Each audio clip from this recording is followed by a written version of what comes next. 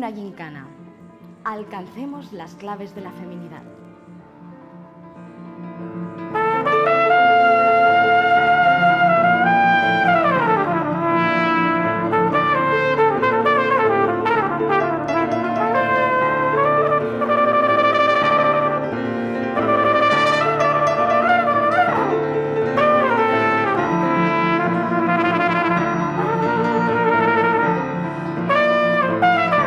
Pues me ha parecido una apuesta así como muy arriesgada, ¿no? Muy provocadora a veces, pero creo que bueno, yo he salido con una buena sensación, ¿no? Pues me imagino que tiene que ver con, bueno, con todos esos cánones de belleza, ¿no? Todo ese universo, ¿no? Del eterno femenino que oprime a las mujeres y pues eso, cómo intentan ellas pues liberarse de esto, quitárselo de encima para ser unas mujeres más libres.